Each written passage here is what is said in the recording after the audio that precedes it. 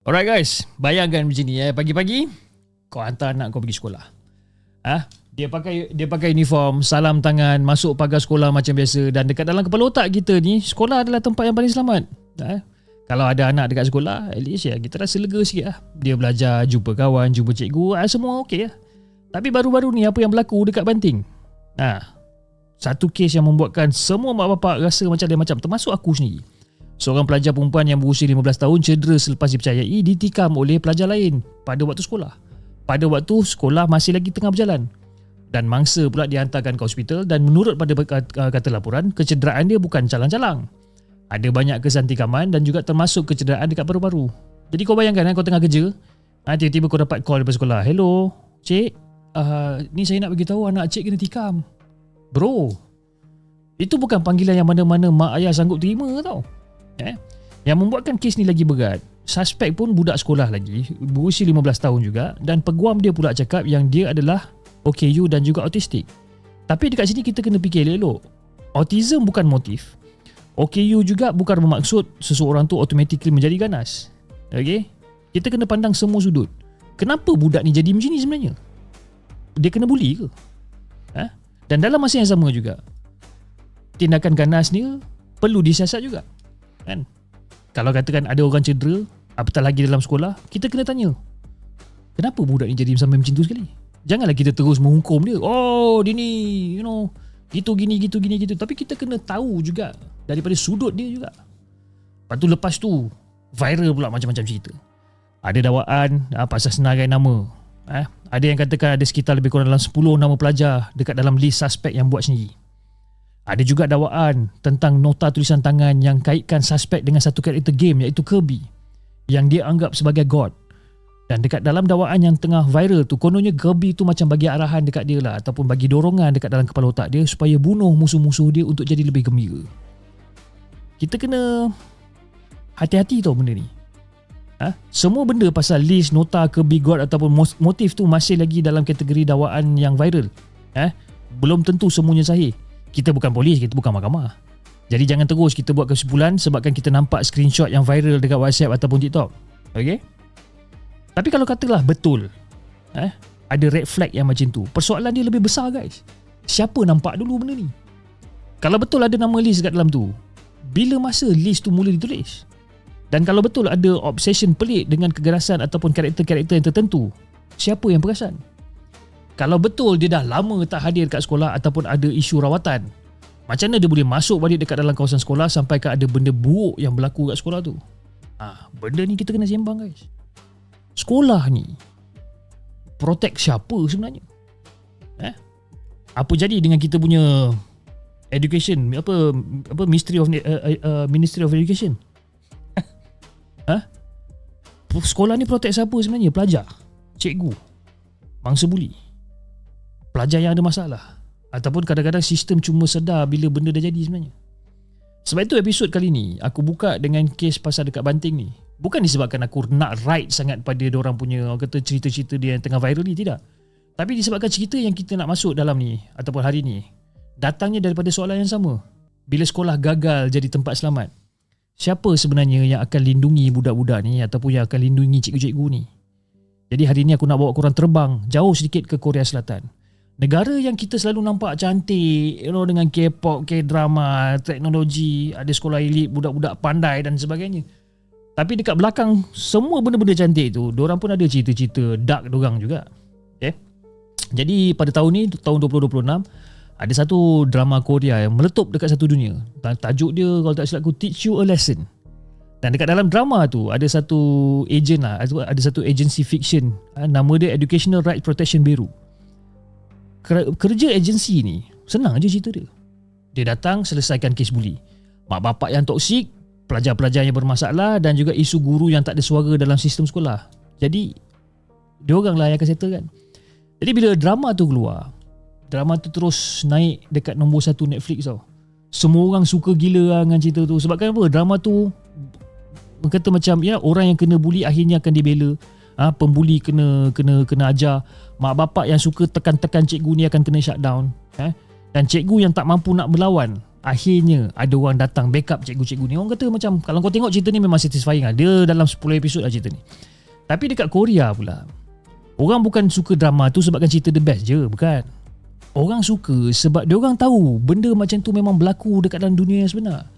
Bezanya dekat dalam dunia sebenar, tak ada agensi khas yang akan datang secara tiba-tiba untuk selamatkan mangsa.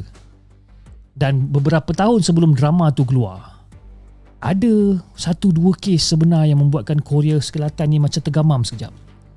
Kes pertama, seorang pelajar di sekolah elit yang dibuli hampir setahun, guys.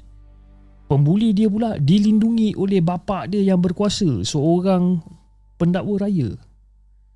Dan kes kedua pula, seorang cikgu muda yang berusia 24 tahun yang sayangkan anak-anak murid dia, tapi akhirnya mengakhiri hidup dia sendiri dekat sekolah tempat dia mengajar. Kau bayangkan? Dan 2 kes ni nampak macam tak ada kaitan. Satu pasal pelajar, satu lagi pasal cikgu. Tapi sebenarnya soalan dia sama, guys. Bila orang yang lemah minta tolong, ada sistem yang protect dia orang ke? Ataupun ada sistem yang membuatkan orang kata memperkecilkan dia orang ke? Ada ke? Jadi sebelum kita masuk lebih dalam berkenaan dengan kisah tu, okey, selamat kembali ke Rotonex Podcast. Apa khabar telur-telur sekalian? Saya harap anda semua ataupun telur-telur anda semua dalam keadaan sihat.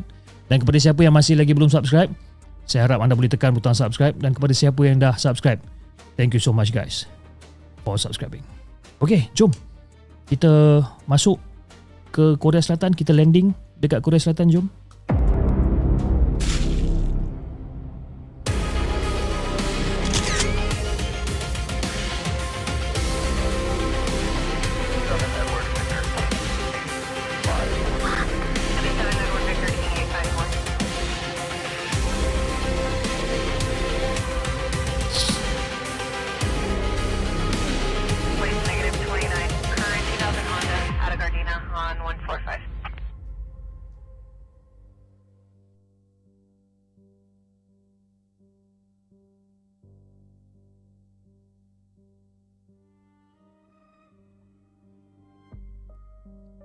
Okay guys, aku nak tanya korang lah, sekolah sekarang ni masih lagi tempat yang selamat ke? Ataupun kita rasa yang dia selamat sebabkan kita tak nampak apa yang jadi dekat dalam kelas? Jadi kes pertama yang bermula ni pada tahun 2017, lokasi dia dekat Korea, iaitu di Minjok Leadership Academy, satu sekolah menengah elit dekat kawasan Hyeongseong, wilayah Gangwon. Dan sekolah ni bukanlah kata macam sekolah biasa, tidak. Dia adalah sekolah budak-budak pandai. Budak-budak yang result dia power, yang kata datangnya daripada keluarga yang bagus-bagus, budak-budak yang keluarga dia letak harapan tinggi. Senang cerita kalau kau masuk sekolah ni, kau punya future dah set lah. Future dah memang cantik lah. Okay? Dan pelajar dekat sini juga tinggal dekat dalam asrama selama 3 tahun. Dan mereka akan belajar bersama-sama, diorang akan makan sama-sama, tidur dekat kawasan yang sama dan jumpa muka hampir hari-hari. Jumpa muka yang sama hampir hari-hari. Jadi disebabkan sekolah tu kecil, cikgu-cikgu selalu pesan, kalau korang jumpa muka-muka ni, anggaplah diorang ni semua adik-beradik korang. Sebabkan apa? Korang akan jumpa muka-muka ni selama 3 tahun. Okay, anggaplah yang korang semua ni adik-beradik antara satu sama lain. Tapi dekat dalam tempat yang konon ni macam keluarga, tu lah satu benda buruk yang berlaku. Jadi mangsa dia, kita panggil dia sebagai Seungmin. Okay, Seungmin ni asal dia budak yang baik, budak yang okey, peramah, suka senyum, senang kata sembang lah kata orang. Bukan jenis yang cek pasal. Tapi lepas beberapa lama, orang dah mula perasan dia dah berubah. Dia jadi makin senyap, makin kurang bercakap. Lama-lama langsung tak bercakap dah. Terus bisu mamat ni. Okay? Orang ingatkan dia ni macam okey lah, mungkin disebabkan dia stres belajar kan. Sebabkan apa? Kita tahu dekat Korea, pressure sekolah dia bukan yang kata macam main-main. Exam dia ada ranking dia, ada expectation keluarga dia. Semua benda tu boleh buatkan rasa macam budak ni lemas lah. Tapi sebenarnya Seungmin ni bukannya sekadar stres belajar je tau. Dia ni sebenarnya sedang dibuli oleh roommate dia sendiri. Okay? Dia dibuli. Mula-mula dia orang okey, tapi bila dah duduk sebilik, biasalah ada salah faham kecil. Jadi cuma bila hubungan tu dah mula tak elok, benda tu tak berhenti dekat gaduh biasa je guys. Lama-lama benda tu jadi orang kata jadi bully. Jadi macam dia jadi macam orang kata barah lah. Makin lama makin spread, makin lama makin spread. Jadi pembuli tu dah mula kacau Seungmin sekitar pada bulan Mei, pada tahun pertama diorang kat situ. Banyak kali lah orang kata dia bully dalam bentuk kata-kata. Tapi kita jangan pandang rendah pada orang kata bully mulut ni. Jangan. Kadang-kadang benda yang orang cakap hari-hari tu boleh bunuh semangat seseorang ni perlahan-lahan. Okay? Kau bayangkan waktu dia tengah makan. Waktu makan lah, waktu makan dia kena pergi kafeteria dan sebagainya. Pembuli tu akan hina dia dekat depan semua orang. Kau tahu dia panggil apa? Dia panggil Syumin tu babi. Kau tahu? Dia kata Syumin tu patut makan makanan babi. Dia suruh Syumin tu keluar sebelum menyebarkan penyakit babi dekat dalam kafeteria tu. Kau bayangkan. Kau datang, kau cuma nak makan. Kau baru masuk dia orang makan. Kau baru nak ambil makan. Kau baru nak duduk. Orang dah hina kau dekat depan semua orang. Bukan sekali, bukan dua kali, tapi berkali-kali, berhari-hari. Dan dia juga malukan Syumin dekat depan junior. Setiap kali si Syumin ni nak bercakap, dia potong cakap si Syumin ni. Dia potong, kau diam lah. Babi, kau tak boleh bercakap lah. Kau ni babi lah. Dan dia buat si Syumin ni nampak macam kecil lah dekat depan orang lain. Jadi menurut pada laporan sekolah, rakan sekelas dia kata yang pembuli tu hina Syumin ni terlalu banyak kali sampaikan orang kata macam tak terkira dah. Susah nak kira. Dan dia juga panggil si Syumin ni sebagai the leftist commie. Okay? Jadi dekat Korea Selatan ni, label macam tu agak berat sikit tau. Leftist commie ni. Bukan sekadar panggil orang liberal. Benda tu boleh membawa maksud seolah-olah macam si Syumin ni adalah pengkhianat negara. Dan ada satu lagi hinaan yang pakar highlight kan. Pembuli tu selalu cakap yang si Syumin ni macam bau busuk. Dan pakar kata, bila kau serang seseorang tu dengan kata bau, itu tanda kau dah nak jatuhkan maruah dia serendah yang mungkin. Kau buat dia rasa jijik dengan diri sendiri. Sebagai contoh, okay? Kau ada satu kawan baik lah. Kawan baik kau ni memang muka handsome, muka cantik dan sebagainya. Tapi dia punya keti ada bau sikit. Ada bau asyam sikit keti dia. Kau pun tegur dia. Kau ni ketiak kau masam lah. Bau macam stokin aku lah ketiak kau ni. Dan kau cakap benda tu berkali-kali. Bagi kau mungkin benda tu gurauan. Tapi bagi diri dia, aku ni dah lah cantik, dah lah handsome. Alamak, ketiak ada bau stokin. Kau tak rasa dia jijik dengan diri dia sendiri ke? Dalam bahasa kedai mamak orang kata, benda ni bukan gurau lah.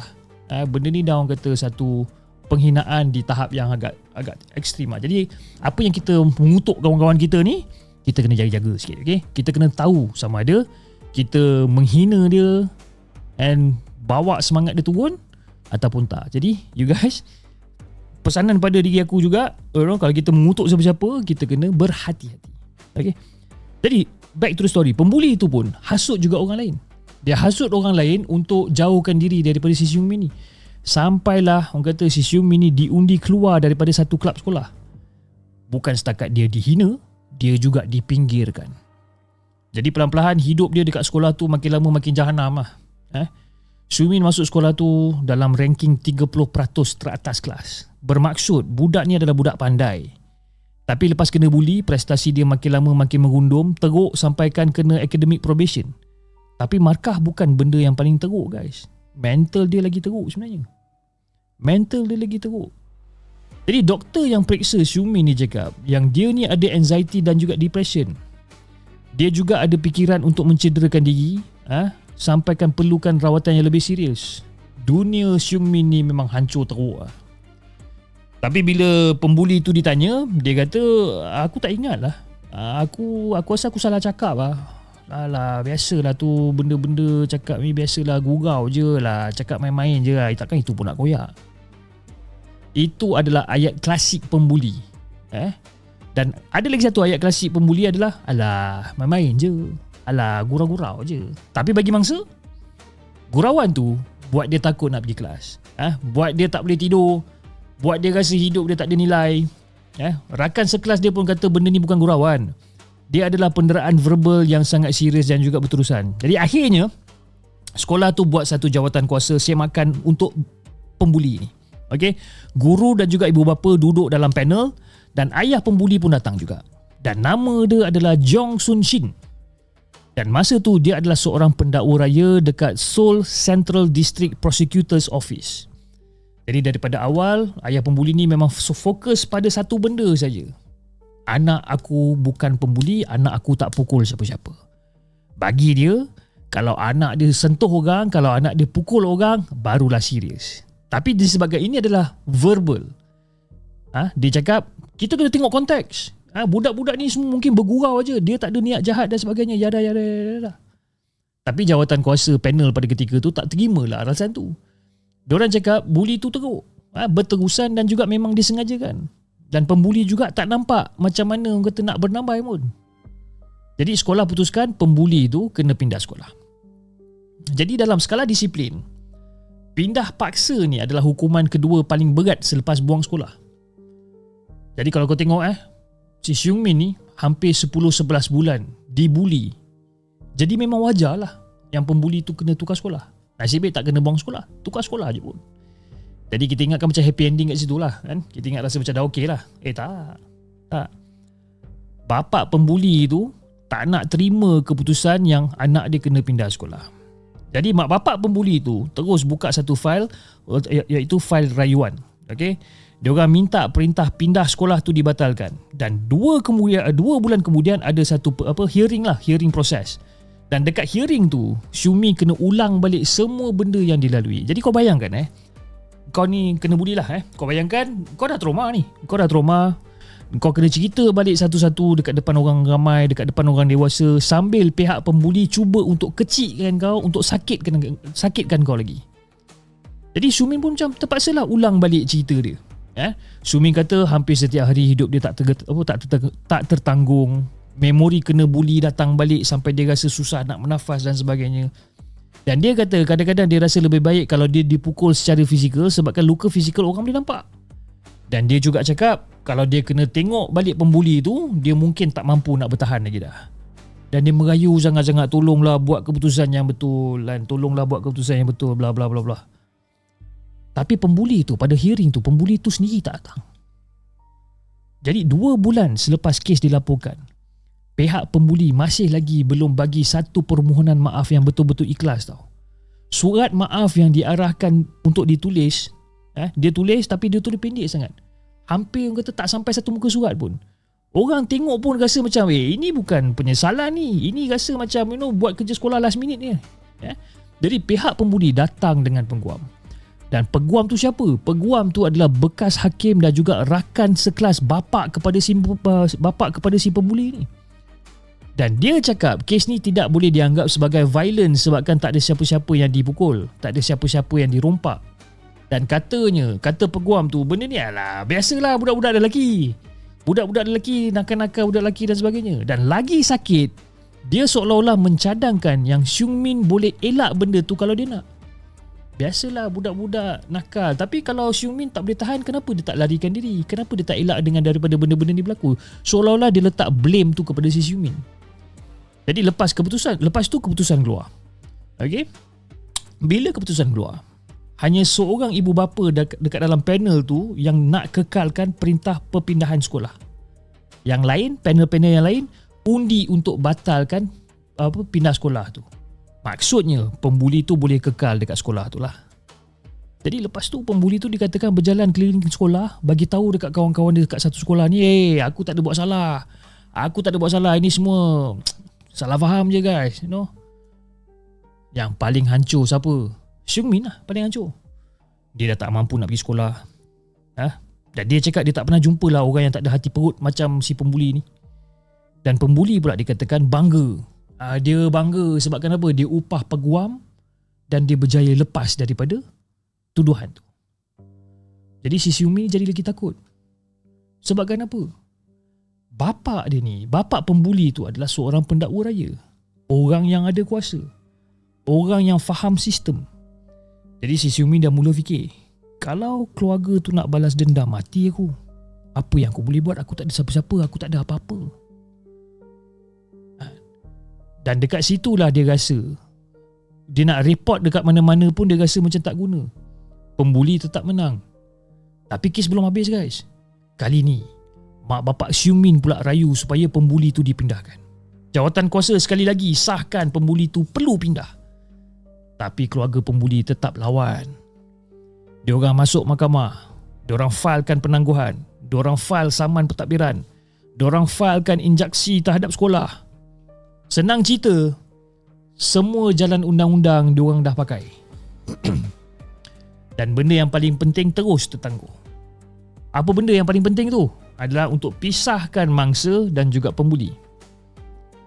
Jadi sementara proses mahkamah berjalan, Syumi dan juga pembuli masih lagi berada dekat dalam sekolah yang sama. Diorang tak lagi duduk sebilik, tapi yelah, sekolah asrama kan.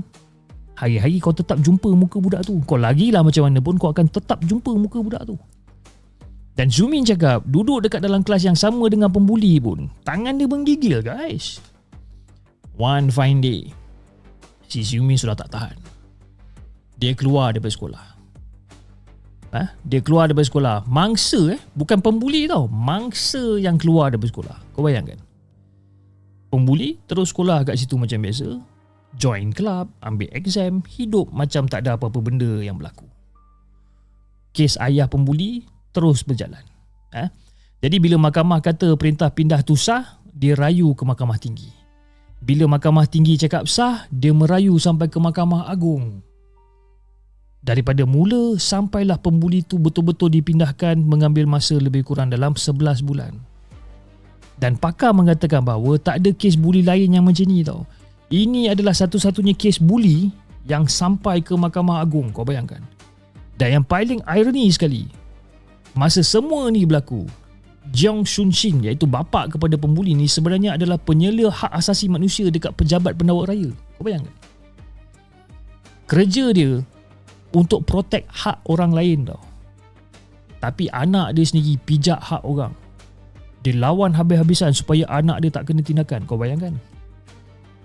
Jadi selepas pada semua tu, pembuli dilaporkan berjaya masuk ke Seoul National University, universiti yang paling top dekat Korea. Dan Syumin pula, apa jadi ingat dia? Dia terpaksa tinggalkan sekolah. Kemudian dapat diploma melalui GED dan akhirnya masuk universiti. Tapi yelah, kehidupan dia selepas pada tu macam biasa je lah. Tapi pembuli top class kan? Tapi dalam sekolah guys, bukan pelajar je yang boleh jadi mangsa tau. Kadang-kadang cikgu pun hancur juga.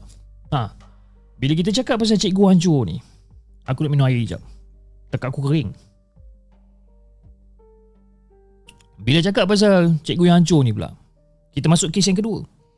Pada musim panas ataupun pada summer 2023, dekat sebuah sekolah rendah di Seoul, ratusan orang kata wrath pengebumian disusun depan sekolah. Ramai orang datang pakai pakaian hitam. Ada yang menangis, ada yang berdiri diam macam tak percaya.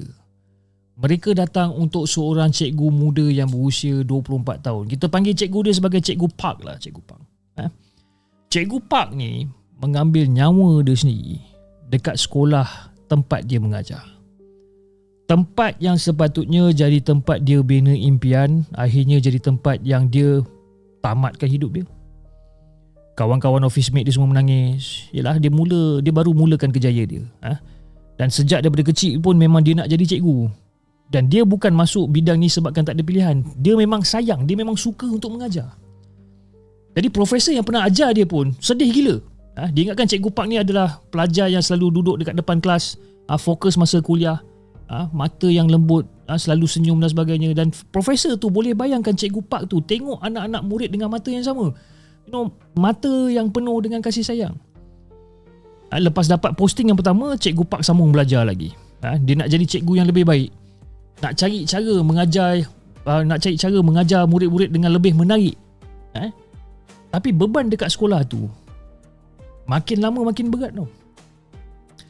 Jadi kelas tahun 1 yang dia ada jaga ni, ada beberapa murid yang susah nak dikawal lah. Ada murid yang pukul dan juga maki kawan, sampaikan konflik boleh berlaku 4-5 kali sehari. Ada murid lain yang menjerit, ada yang mengamuk. Untuk cikgu yang berusia 24 tahun yang baru kerja ni, berat weh. Tapi dia tetap cuba. Dia tulis catatan kelas dengan detail, siapa yang perlukan perhatian, apa yang perlu dibuat, macam mana nak kawal emosi murid dan sebagainya. Dia tulis semua dekat dalam nota. Dia juga kemas satu bilik stor kecil sebelah kelas untuk dijadikan tempat khas, dipanggil sebagai the feeling room. Kalau ada murid yang tak boleh nak kawal emosi, dia bawa murid tu kat dalam bilik tu, duduk sama-sama dengan budak tu, borak perlahan-lahan, bantu emosi diorang, bantu budak tu dengan tenang dan sebagainya. Jadi bilik tu dia buat sebabkan dia nak anak murid dia semua rasa selamat. Dia siap tulis manual untuk diri sendiri. Sambutlah orang kata setiap anak. Tunjukkan kepada mereka yang kita peduli. Jangan putus asa dengan mereka. Kau nampak tak? Bermaksud dia adalah seorang cikgu yang betul-betul sayang dengan kerja dia, yang betul-betul sayangkan anak-anak murid dia. Tapi walaupun dia cuba sebaik mungkin, masalah kelas tetap jadi juga. Jadi bila masalah tu jadi, semua salah jatuh kat diri dia, jatuh kat atas kepala dia. Aduan mak bapak tak berhenti-henti. Kau bayangkan dekat dalam kelas yang ada lebih kurang dalam 30 budak, ada 10 mak bapak datang. 10 mak bapak yang datang tu minta dekat cikgu ni supaya diberikan perhatian khas untuk anak-anak dia orang ni. Dan setiap kali itulah cikgu Pak tu kena minta maaf. Minta maaf sebab tak boleh yang kata buat dengan lebih baik. Tapi minta maaf untuk benda yang bukan semuanya salah dia pun. Kau bayangkan, dia kena concentrate dekat budak-budak ni. Jadi guys, 5 hari sebelum dia meninggal ni, ada satu pergaduhan kecil antara murid tau. Murid ni, ada seorang budak ni, dia ada luka dekat dahi dia. Jadi cikgu Pak ni habiskan satu petang jadi orang tengah. Hubungi dua-dua pihak ibu bapa ni untuk datang sekolah untuk cuba tenangkan keadaan. Jadi seorang mak bapak ni marah dan persoalkan cikgu Pak ni, macam mana kau boleh buat kerja kau ni, macam mana kau tak nampak yang anak aku gini. Dia salahkan cikgu tu. Dan malam tu, lepas pukul 9, kalau tak silap lepas pukul 9, mak bapak tu hantar satu mesej panjang dekat nombor peribadi cikgu Pak ni. Aduan satu persatu, point by point, komplain masuk. Esoknya mesej tu masih lagi masuk. Walaupun cikgu tengah mengajar ni, dan dia beritahu rakan sekerjanya yang dia macam rasa tak selamat lah. Dia rasa macam terganggu disebabkan ada satu parents ni seolah-olah macam harass dia tau. Seolah-olah macam keep on contacting dia. Dah lah, contact bukan pakai nombor telefon sekolah, ada contact dekat nombor telefon peribadi dia. Jadi kau tahu si sekolah bagi tahu apa? Kalau kau rasa kau takut sangat, kau tukar je lah nombor telefon. Dia cakap macam tu. Kau tukar je lah nombor telefon. Sekolah tak bantu untuk pikul beban dia. Jadi sekitar pada waktu tu juga, cikgu Pak mesej mak dia. Satu ayat je dia mesej kat mak dia. Dia cakap, "Mak, saya berada dalam keadaan yang sangat susah sekarang ni." Jadi dekat dalam catatan yang dia tinggalkan, kita boleh nampak yang semangat dia makin lama makin hilang. Setiap pagi nak datang sekolah, dada dia rasa berat sebabkan takut. Berdiri depan murid yang dia tak mampu nak kawal, buat dia rasa macam tak berdaya. Dan dia selalu rasa cemas tau. Dia selalu rasa cemas kalau katakan ada mesej masuk dekat telefon dia. Dia rasa macam apa benda pula ni. Dia dah macam ada anxiety, dah takut nak buka mesej. Tunggu aduan yang seterusnya. Daripada satu hari ni, dia tulis log kelas macam biasa. Siapkan kerja macam biasa lah. Lepas dia dah siapkan kerja macam biasa dan sebagainya, dia pun pergilah ke feelings room tu, yang macam kelas store yang dia dah bersihkan tu kan. Dia pergilah ke feeling room tu, bilik yang diciptakan untuk tenangkan murid-murid dia ni. Dan dekat situlah dia bunuh diri dia. Bilik yang sepatutnya jadi tempat selamat untuk budak-budak, akhirnya jadi tempat cikgu sendiri mati kat dalam tu. Dan kes ni buka mata ramai orang. Dalam satu survey, lebih 99% guru sekolah rendah kata mereka pernah mengalami pelanggaran autoriti guru. Sama ada murid kacau kelas ataupun mak bapak yang buat aduan kasar. Maksudnya, apa yang cikgu Pak lalui bukanlah benda yang rare. Ramai je cikgu-cikgu lain tengah struggle benda yang sama. Cuma cikgu Pak ni, dia koyak cepat lah. Dia tak mampu nak menahan lah. Jadi bila kalau kata kita tengok dua kes ni, nampak macam lain tau. Satu kes pelajar dibuli, satu kes cikgu ditekan. Tapi sebenarnya sama. Orang yang perlu dilindungi tidak dilindungi. Kan? Seung Min sepatutnya dilindungi oleh pihak sekolah, tak dilindungi. Cikgu Park sepatutnya dilindungi oleh pihak sekolah, tak dilindungi. Sebab itulah drama Teach You a Lesson jadi popular. Dekat dalam drama, mangsa dapat pembelaan, pembuli kena rembat, mak bapak yang toksik kena lawan, dan sistem akhirnya buat kerja. Tapi lah, itu drama guys. Dekat dalam dunia sebenar, mana ada agensi yang tiba-tiba datang nak selamatkan Seung Min? Tak ada pasukan khas yang datang lindungi Cikgu Park sebelum dia hancur. Tak ada. Kan? Itu realiti dia. Dan sebab itu rasa puas tengok drama. Tapi pahit tu yang kita kena hadam sebenarnya. Sebab itu kita tahu reality ni tak seindah skrip, guys. Jadi kes ni membuatkan aku fikir balik tau. Termasuklah kes banting tu tadi. Adakah sekolah kita cukup selamat untuk anak-anak kita ni? Adakah kita cukup peka dengan red flag? Adakah cikgu cukup dilindungi? Adakah murid yang dibuli cukup untuk dipercayai? Dan bila ada pelajar yang bermasalah, adakah sistem bantu awal-awal? Ataupun tunggu sampai benda nak jadi viral baru kau sibuk nak turun padang, baru kau sibuk nak betulkan keadaan? Korang rasa macam mana? Adakah sekolah hari ini masih lagi tempat yang selamat untuk pelajar dan juga cikgu? Tulis pendapat korang dekat ruangan komen. Aku nak baca. Okay? Kalau korang rasa episod ni penting, tekan butang like, tekan subscribe dan juga share dengan kawan-kawan korang. Terutama yang ada anak yang masih lagi bersekolah, adik-adik yang bersekolah ataupun kenal cikgu yang tengah struggle. Sebab apa tau, kadang-kadang kita ingat sekolah adalah tempat untuk belajar je, tapi sebenarnya sekolah juga tempat untuk kita nampak siapa yang dilindungi dan siapa yang dibiarkan sakit seorang-seorang. Jaga diri, jaga anak-anak korang, jaga cikgu-cikgu yang ikhlas mengajar. Dan ingat sekolah sepatutnya jadi tempat anak-anak belajar tentang hidup. Okey? Bukan tempat untuk mereka belajar bahawa kalau kau tak ada kuasa, sakit kau takkan dipandang. Kita jumpa lagi on the next coming episode. Stay safe, stay paranoid, guys. Assalamualaikum. Bye-bye.